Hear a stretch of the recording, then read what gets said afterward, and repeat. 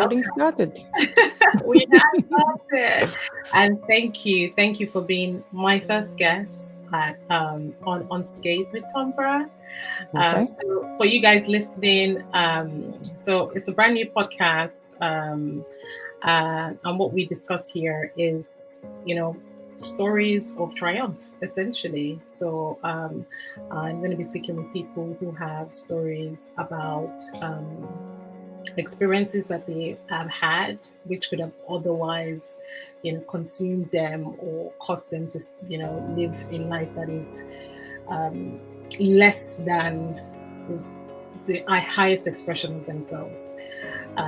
So I call these people my survivors. So my survivors are coming in and just kind of talking about, some of their experiences and sharing some lessons from their lives and their personal journeys that can teach us a thing or two about what it means to live unscathed.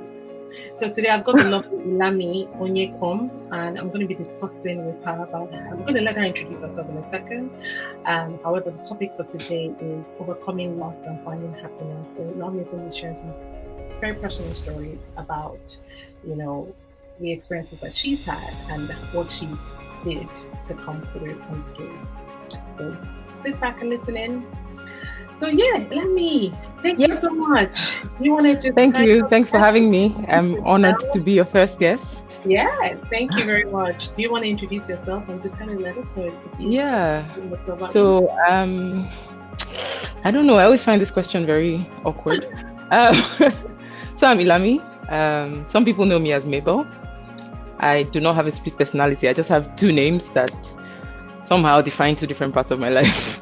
But a lot of people have known me as Ilami as a child, and then I later found out Mabel is my first name. Long story, but yeah, that's who I am. I am a mom, I'm a wife, I'm a sister, I'm Tonbra's friend. I'm just like, I don't know how to describe myself. I'm someone who I consider myself like a student of life. I'm going through the journey. I'm going through many journeys at the same time somehow. I work in oil and gas. I'm a supply chain specialist. That's my 9-to-5 job. I have a lot of other things I do to keep myself going, like just have fun. I like to go out and have fun and do crazy things with my kids. I used to run a travel agency until recently, and I love cooking, and I actually love feeding people. So I just love being around food, making food and making people happy.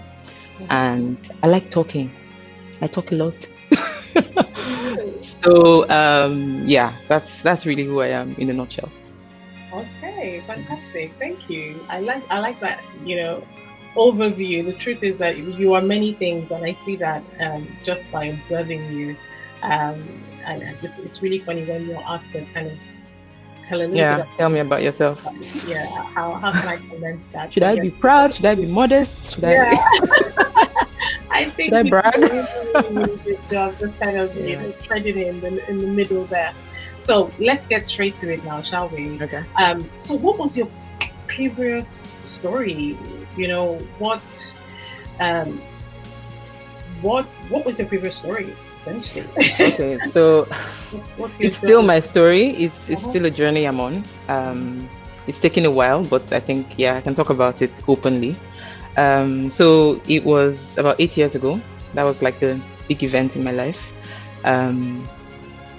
My dad fell ill, and in 3 days he died. Totally didn't see it coming. By the second day, I thought he was getting better, and then he passed away. I actually remember sending you a text that day about it. So that happened, and that was a big shock for me. I had just had a baby. I had a 5-month-old baby, and I was dealing with that. And then 3 months later, I lost my brother as well. Very, very abruptly. No one saw it coming again. And not only did I still have a little baby, I had my mom with me at the time when it happened. I was dealing with all of that. And then a few weeks after that, we had an unexpected pregnancy, which we weren't planning for, which seemed like a light at the end of the tunnel, just something to cheer us up. And it was big for me because before the first baby, I had a lot of fertility issues, and it was the 2-year period of just a lot of madness. And then we had the news, well, we found out we were pregnant. And 3 months after my brother died, we had a miscarriage. So all of this was in a 6-month period in 2012. Coincidentally, that was the year I turned 30, and I have no recollection of turning 30. I don't remember anything else that happened that year apart from these 3 big events. So for me, that was a big, that was I just think about it and I think about 2012. I just think about the year because that whole year was just a bit of a blur for me. It was just a blur of sadness and pain and all kinds of things. So that's a big story. Yeah. Yeah. When Yeah. you say, the 3 things just kind of happening back to back to back. Yeah. That, in that season, you would have just felt, relentless. Like, how much can one person take? Yeah. I mean, it did, but the thing is, looking back now, I think, like I was describing to you now, I'm thinking that was a lot. But at the time, it was almost like I think after the second event, I got a bit numb. And yeah, I remember the day they told me the news about it, the day I started bleeding, and I went to the doctor and he said, you did a scan, and they said, oh, the baby was gone and we had to evacuate, and they used all their medical jargon. And I was just numb. I was just like, it wasn't shocking in a sense because it was just sadness building on top of sadness.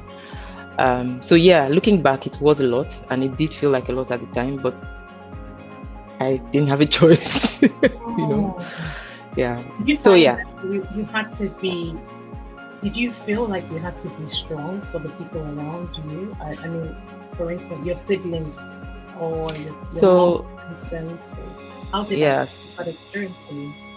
So I think with the first event with my dad passing away, I was a bit, he was 75, so it was something that had occurred to me before. Like I had friends who had lost their dad, so it wasn't, it wasn't as crazy. So it was sad, it was painful, it was stressful for me as well, being a new mom.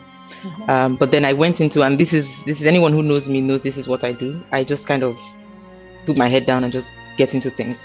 And I turned into like the administrator of the family, and we're planning the funeral, and I was busy with all that stuff, creating spreadsheets. I have a spreadsheet for everything, by the way, in my life. So I was all over the spreadsheets and, drafting, tributes and doing stuff. And I kept busy with that. The second time around, I did have to be strong in a different way because my mom was with me when it happened.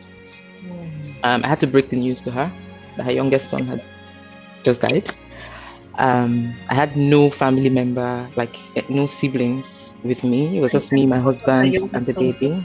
It's the fact that her youngest son just died after she had just buried her husband. He had just gotten a new job, and he was going to resume a week later, or 2 weeks, I think. And he had asked them to move him to the same town where she lived. And he had said, I need to be in the same town because I need to be close to my mom. So there was just a lot of things we were expecting at that time, for him, for us. And it was, I don't know if anyone who has experienced the loss of a parent, I think for most people I've spoken to, it kind of brings the family closer together. So after losing my dad, we had this bond and we were more communicative with each other. We were sharing, so the whole journey about him trying to get this job, and, he and I were always close, but then there was, that closeness that comes with the shared pain. Yeah. So it was particularly more painful, because there were so many things he had lined up in his life that were just about to, make sense. And yeah, so in this instance, I did have to be strong for my mom. I did have to be strong for my baby. After my brother's death, I just stopped breastfeeding because, the breast milk just stopped. So at that point, that was the first time, and I was like, okay, so this thing has the potential to affect my body, but okay, we have to just keep going as I used to do. So yeah, I literally dropped everything and just tried to support her, tried to support the baby, tried to just keep going. And yeah, that was it really. To answer your question, yes. So you mentioned that you were numb. Well, how did that manifest? Did that manifest in your relationships with your friends, your husband? Like, how did that numbness manifest? Or was that just to yourself when you were by yourself? So it manifested in my relationships. But a lot of people didn't see it as numbness. A lot of people saw it as, oh my God, she's so strong. I don't know how you do it. I just went back into work. I had a lot of people say, you're so strong. I know how do you keep doing this? How do you keep going on? I was doing my job. I was just like, people would talk to me about it, and I'm a talker, and I think I got skilled. I discovered later that I got skilled at having a lot of conversations, but not really going deep, just always scratching the surface and always just hanging on the surface. So I would have conversations with people where at the end of the conversation they could tell you, yeah, we talked about it, but we didn't really talk about it. You know what I mean? It reflected in my relationship with my husband as well. So we would talk about, he really wanted me to express what I was feeling. And I would try, and I'll start a conversation expressing what I was feeling. And then my default would be to somehow just go away from the topic or make it a bit lighter, or, change the direction of the conversation. And he's a very intuitive person. So he felt, maybe she doesn't want to talk about it. I did want to talk about it, but I didn't know how.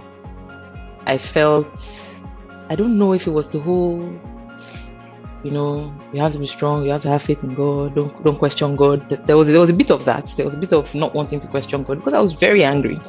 When eventually I confronted it, I was really, really angry. There was a lot of, righteous anger. I felt like, why should this happen?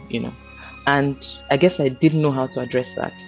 I didn't want to voice it out because I felt like I didn't have faith, or, I was offending God, or, there was a bit of that as well. There was a bit of just not knowing. I'd never dealt with any serious trauma before.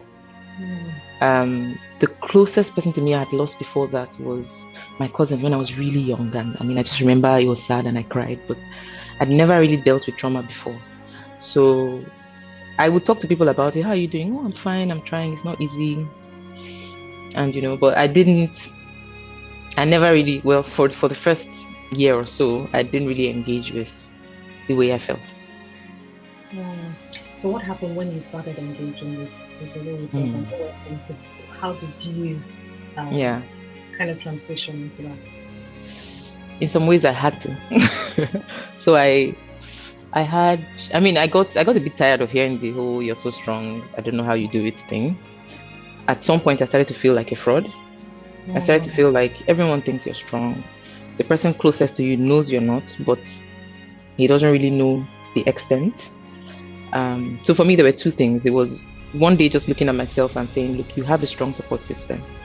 You have a husband who is very in touch with, he understands you, and you just need to be able to open up to him and get that support. So that was just me facing myself and saying, look, you have a strong support system, use it. Don't be silly. The second part, which was very tangible, was the fact that it was beginning to affect my health.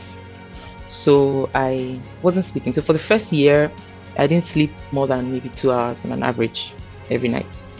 I wasn't sleeping. Yeah, everyone who knew me before that, my friends used to make fun of me that I could sleep for the Olympics. Like, I was a sleeper.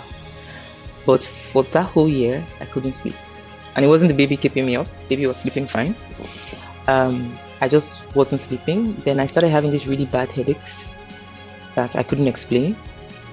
And I kept going to the doctor and complaining. I think it was a new doctor, so he didn't know me personally, so he didn't know what had happened. So I was going and I was saying, oh, I have these headaches, they're not going. Give me Panadol, give me something stronger. They were still not going. Give me something to help me sleep. I would fall asleep, and 2 hours later I would wake up and just stare into space. So it was around this time I started to confront. What's keeping you on? Yeah, so I think it was there was a part of it was my thoughts, because of course when I'm awake just staring, I'm thinking, right? But then also it was later on I figured there was also a bit of, I don't want to call it PTSD, but yeah, that's what it was. Because the day my father passed away, he had been in the hospital, my brother was with him, and we were chatting, and I fell asleep. And then the beep of my phone woke me up, and the message I saw was that my dad was gone. The day my brother passed away, I was taking a nap in the afternoon on a Sunday, and my phone rang. The ringing phone woke me up, and my sister said she didn't even know what had happened. So my brother died in a plane crash. She didn't know he was traveling. I knew he was traveling. So she called me and she was just gisting. And then she says, oh, by the way, did you hear there was a plane crash? I was like, really? Where? And she said, from Abuja to Lagos. I was like, what airline? And she said, Dana. And I was like, no, because I booked the flight. So that's the whole other story about guilt. But yeah, so it was later I figured, I think there was a part of my brain that was just always not able to sleep properly because of those two events and the way my sleep was interrupted. And yeah, I mean, my phone has been on silent for 8 years. I just realized a few months ago, and I was like, that's probably why I don't like a ringing phone.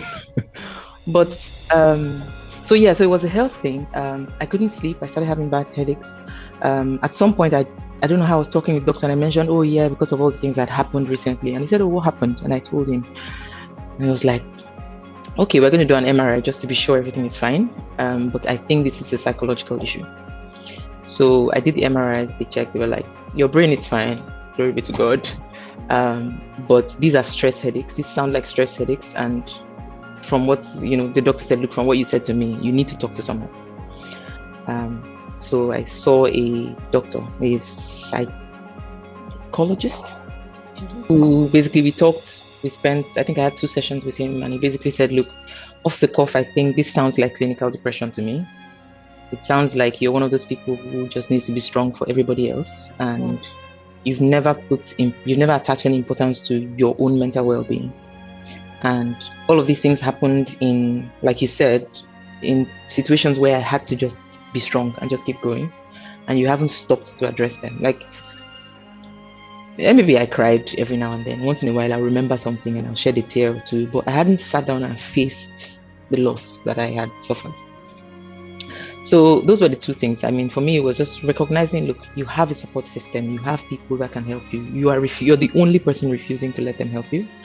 And secondly, it was affecting my health. I had stopped breastfeeding because the breast milk just stopped coming out. So obviously my hormones were all over the place. I had started having headaches. I had stopped sleeping, and I was expected to still function. I mean, I was still going to work every day and being fine. So it was only going to happen for so long. At some point, I was going to hit the brick wall or something. Okay, so there was a physical manifestation. There was a physical manifestation. Yes. Clinical depression. So what then happened? What? How did you? So you hit that point now where you needed to do something. What did you do? I talked. So talking is literally my therapy. And I discovered that I do it for people a lot. So I talk to a lot of people, and I know that I have not said anything that makes sense. But at the end of the day, they're like, oh, I feel so much better. I'm like, okay. So I just started talking. Like I would have conversations with my husband where I'm just like, disclaimer, I'm going to say exactly how I feel. God might be angry with me, it might sound stupid, but let me just let this out. So yes, that was really what helped, and it's still helping. A few days ago, my brother would have turned 40, and I had this conversation with my husband, and I sat down and I was just like, I mean, you start from saying, oh, maybe he would have had kids now, maybe this, maybe that, and then you start getting sad. And then at some point I was like, I'm still asking questions that still haven't been answered, and I'm no longer afraid to ask those questions and say, God, this is how I feel, the pain I'm carrying, I'm confused, I know that that it makes sense, but I don't see it right now, so allow me these 5 minutes to just lament. So talking always helps, communicating helps. And I find that sometimes it's not just talking to people who would just listen and say sorry. Sometimes talking to people who have felt the same pain or similar pain helps. Sometimes talking to people about your experience helps. So sometimes I have a random conversation with someone, maybe someone I know, maybe someone I don't, and it comes up, I just feel the need to mention it. And I just mention that, look, I've dealt with this. And it helps that person. And you almost see the person's eyes, change. You see like a light bulb go off and they open up and you have a conversation, and somehow that helps me as well. I remember meeting someone I currently work with, and I had a conversation with him, and it just came up randomly. It had nothing to do with what we're talking about. It came up randomly, and then he opened up and told me some really, really deep, painful things he had been through in his life as well. And it just helps you put things in perspective. Everybody's carrying something. It might be loss, it could be anything, but everybody's carrying something. And if you don't confront what you're carrying and you don't make it real and don't mystify it. In my case, that's what it was. Just this for a long time, it was this topic that I wouldn't touch. I would skirt around it, I would talk, and as far as everyone else was concerned, I was coping. But now I would confront it and look at it and say, look, this is what has happened. This is what I'm living with. Some days I will wake up and feel horrible, and I just have to address it, that this is an issue. And once I started confronting it and treating it like a reality, which it really is, I think it made it so it didn't take away the pain, but it makes it easier for me to live. It makes it easier for me to thrive. Someone called me one morning. My neighbor called me one morning a few years ago and just said, we hadn't really spoken in a long time, and he just said, I lost my brother. And I went to his house and we had this whole conversation. And I was thinking later, like, if he hadn't known the pain I had gone through, and if he hadn't known how I was processing it, he wouldn't have received the comfort he received that morning from me. So there's benefit not just to me, but I'm able to be better for the people around me, I think, by confronting it. So that was one way I coped, talking. Writing as well. Sometimes when the thoughts are just all over the place, I just write something in my journal, and it kind of helps me, decompress and let it go. Can I ask a question? Did you, at any point when you were going through the thick of things, particularly before you had those the health issues, did you at any point see yourself returning to your normal self, the normal Ilami that everyone knows? Could you envision it at the time? And at what point did you make a decision to try and make that a reality? Was that not a decision? Was that not a conscious decision? So I did see it as a possibility.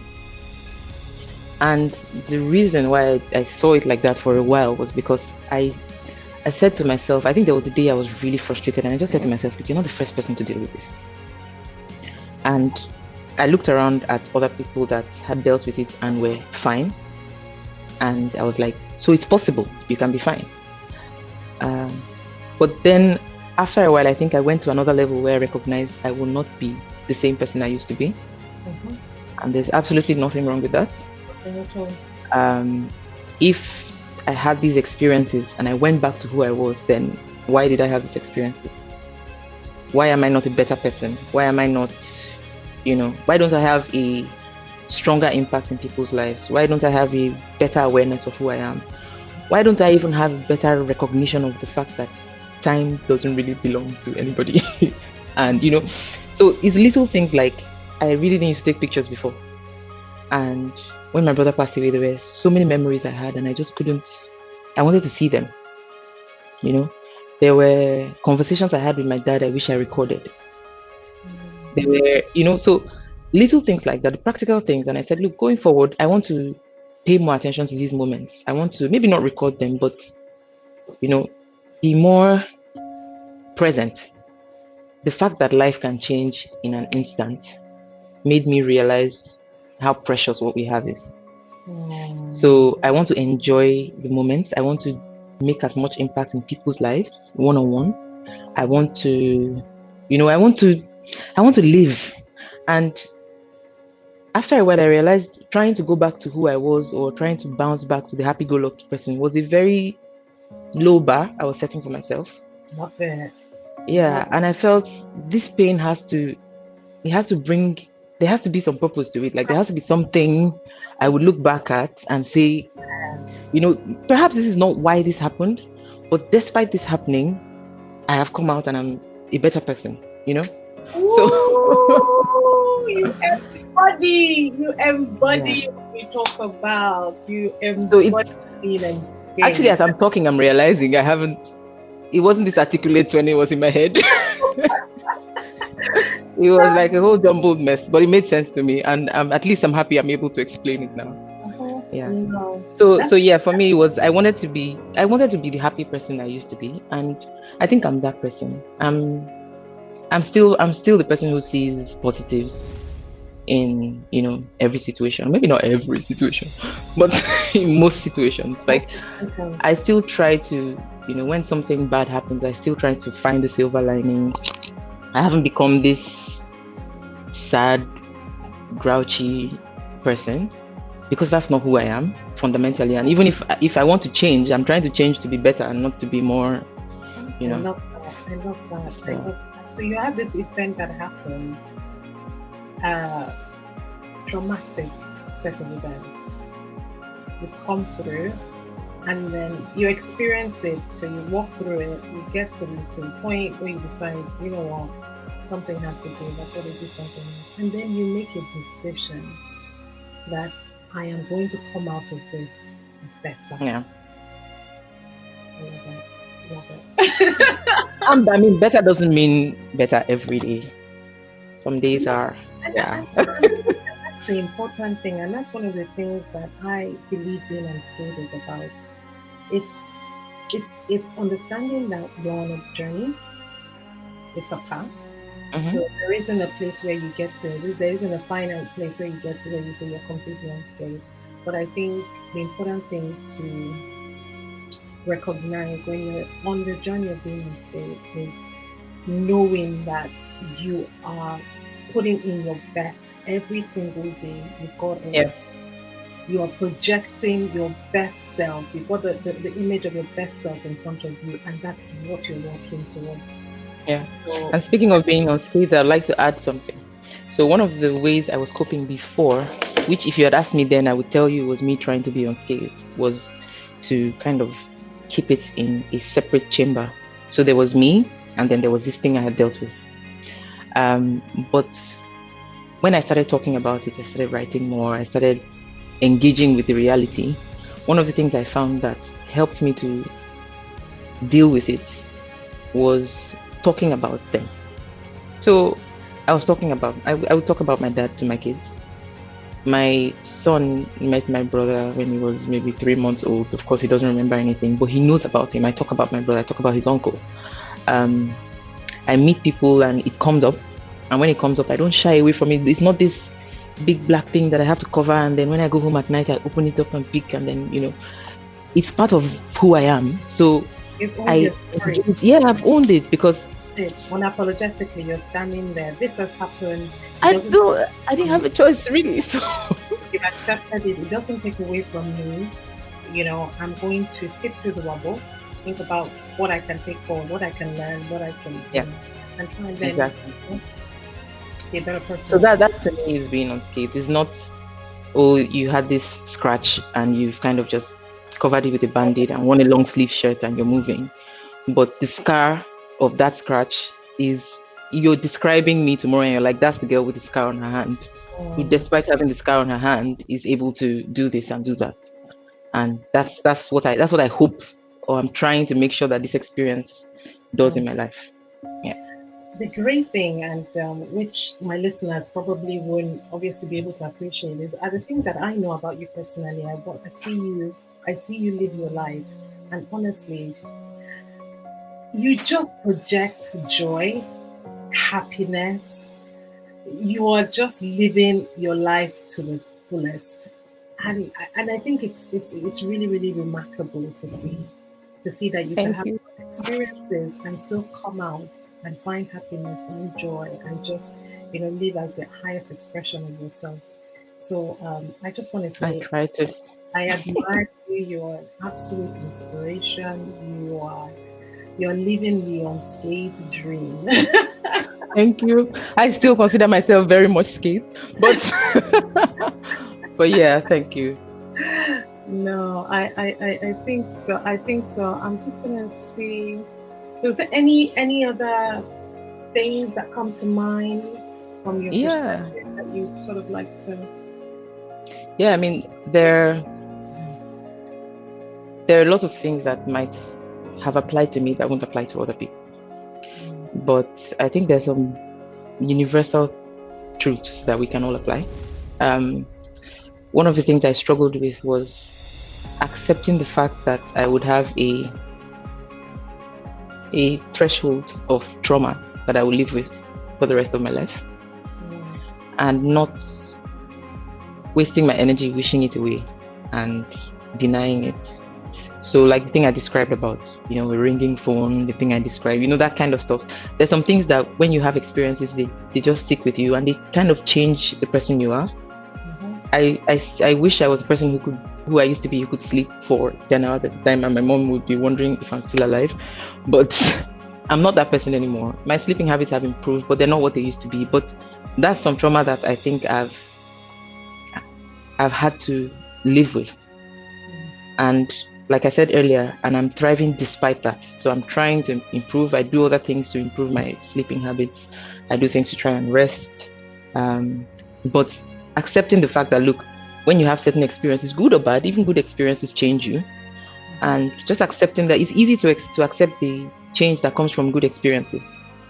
But there's also change that comes from bad experiences, and accept that, look, there's a limit and you have to determine what that limit is.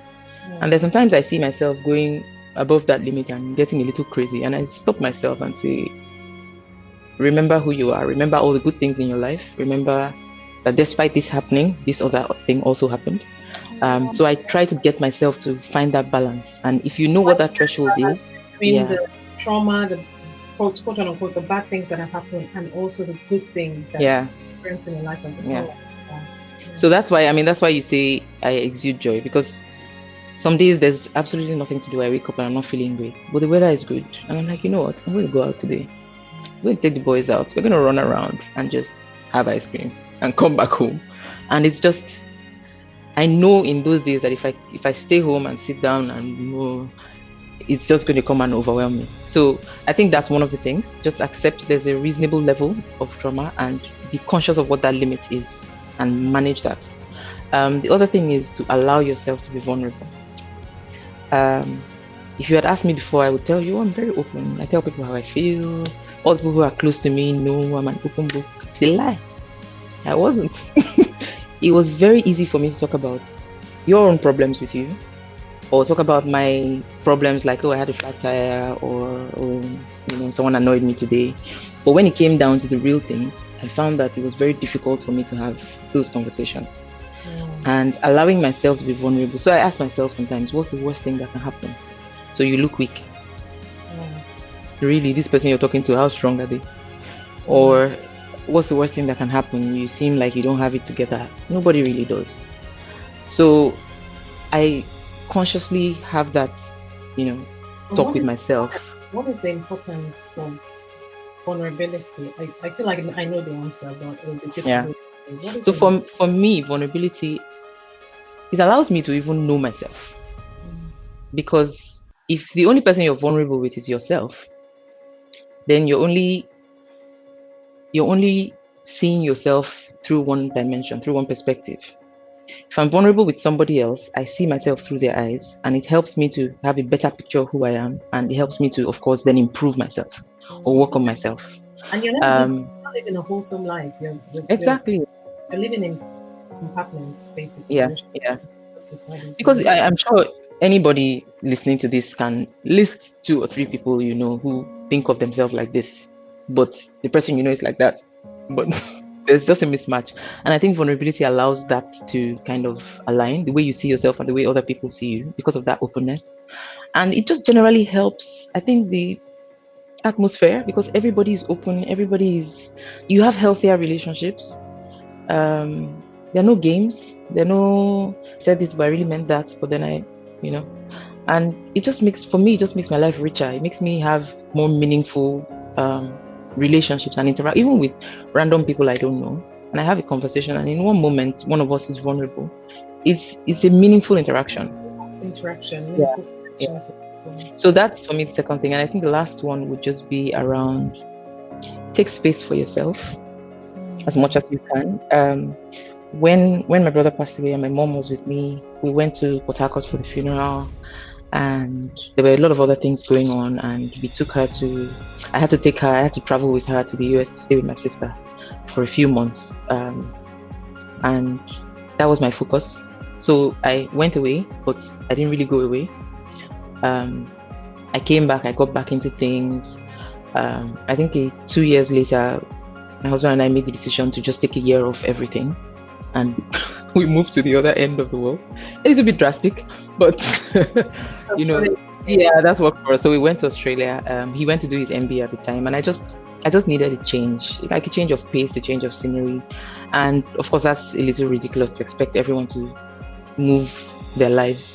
But even if it's just taking 2 days off, taking a week off, stepping away from your routine and addressing the issue, I think it really, really does help. I went away, and going away helped. But then at the same time, even now, occasionally I would just go to my room for an hour just to decompress. Because I'm extroverted. Okay, so being an extrovert, I'm used to being around people. I get energy from that. I married an introvert, extreme opposite, who gets energy from solitude. So when we do my thing, sometimes he needs like a week to recover because we socialize too much. But I'm beginning to see that there's a bit of value in balancing that out. Sometimes I just don't do anything, and I just step away from everything. And these are self-care practices as well, aren't they? Exactly. So for me, at first it was just the whole finding a middle ground where our relationship where we could have some balance, because it was either me just wanting to go out all the time and him wanting to stay at home all the time. And after a while, it was just like, okay, let's try and balance this out. And I was like, your method is not too bad. It does help me to get away from everything and unplug and just. So sometimes I think that helps. Go away from routine and face reality, and then come back. So whatever is in the background is not something unfamiliar in the background that is niggling at you. It's something you've addressed, and you can always go back to. Yeah. So you don't have that pressure to run away from it or run to it, in a sense. I don't know if I'm making sense. But you are. I think I'm making sense in my head. One of the key things you've said, which I'm taking away, is the importance of facing things head on, looking at it, taking stock, understanding and accepting what has happened. Because a lot of times, as you say, you put it in a box and you kind of put it away. Yeah. Understanding and try to surround yourself with the right people, please, if you can. I don't know what the right people are for everyone, but just people who respect your pain. People who acknowledge your pain. Actually, maybe not respect, but acknowledge it. Not people who would brush it off and say, it's been how many years? It's enough now. I remember one of the people if you grew up in Nigeria, you know that we have some interesting people who come to pay condolence visits.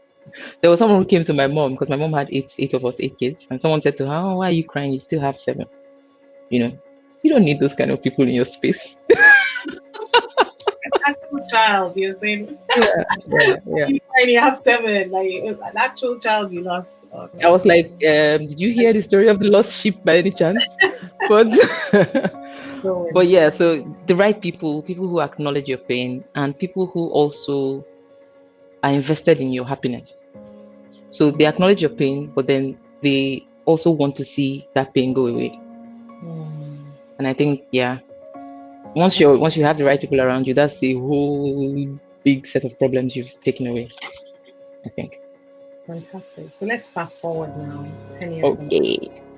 10 years from now. Who would we be speaking to? I don't know. 10 years from now, I hope I will still be this. I hope I'll still be learning, but in a healthy way. Yes. I hope I will still have control over that threshold I spoke about.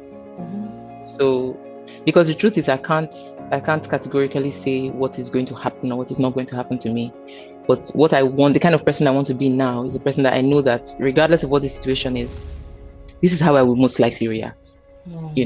So I am hoping that I am still, and I know I'll still be on this journey of self-adjustment and understanding myself and trying to get better. So I'm hoping I will be better. I'll be more supportive of the people around me. I will be able to have channeled this pain into something productive. So I love what you're doing, by the way. I have now already, You know, you've got to give yourself Okay, I want to do more than this one. Give yourself credit. Okay, true. Let's recognize how far we've come. Yes. You absolutely, the conversation that we're having right now with people who are going to be inspired by it. So you have already now just by being you know. Okay. Yeah. So I mean, I like what you're doing and I like the platform, and I hope I have more opportunities to do things like this. So to reach people who I would normally not come across on a day-to-day basis. Maybe someone just scrolls and sees this message and it makes a difference. So I would like to do more of this kind of inspiring people, I think. And I just want to be happy, Tonbra. That's just my goal right now. I just want to be a happy person, a fulfilled person. You want to continue being I want to continue to be happy, yes. I want to be fulfilled. Yeah. I don't want to be the kind of person that gets hung up on, oh, I didn't get this promotion or I didn't get this, I just want to always see the positive. I want to always see hope. I want to just always be positive, happy, and inspiring people, including my immediate family, including my children. Like I want them to look at their mom and be proud of, the person she is. Yeah. Big dreams. I wanted to ask, did you seek professional help to just kind of help support you as you were coming through? I did. I moved. I relocated. Yeah. So I did seek therapy before. I did have some conversations with specialists. I recently moved to a different country last year, and I haven't set anything up here yet. But I have conversations with people that I trust and people who I think I'm comfortable enough to explore certain things with. I'm really, really close to my sister, my older sister, and we're in many ways dealing with the same things. I read a lot. I try to study. I try to see, what's going on. But I haven't set up a routine therapist here since I moved. I plan to. Did you see any benefit? Did it help when you were doing therapy in terms of? In terms of your feeling. It did. So the doctor I was referred to, I'll be honest with you, I was not really impressed with him. It was a bit. Yeah, I wasn't very impressed with the initial doctor I was referred to, but I know I have people in my life who are specialists, but then they're my friends as well. And so I do have those conversations, and I find it very helpful. For me, the biggest takeaway from these conversations is recognizing that there's no fixed destination.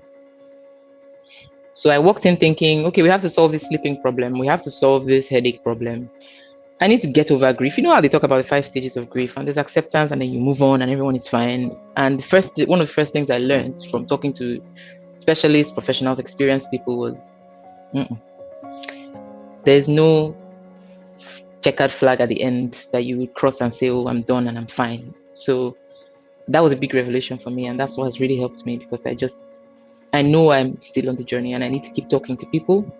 And I kind of regulate and see how I'm feeling. And sometimes I ask for more help and sometimes I don't. I guess that's what makes you remarkable, isn't it? The fact that you're still living your best life even through everything else. So. I'm trying. I'm trying to. Yeah. Fantastic. And cooking is my therapy as well. Awesome. Yes, especially midnight baking. It's a thing.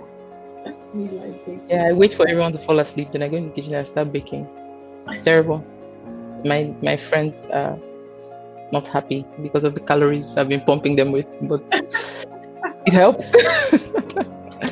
It helps, yeah. Awesome. Thank you very, very, very much. This has been so inspiring for me personally, and I appreciate the fact that you came to share so openly.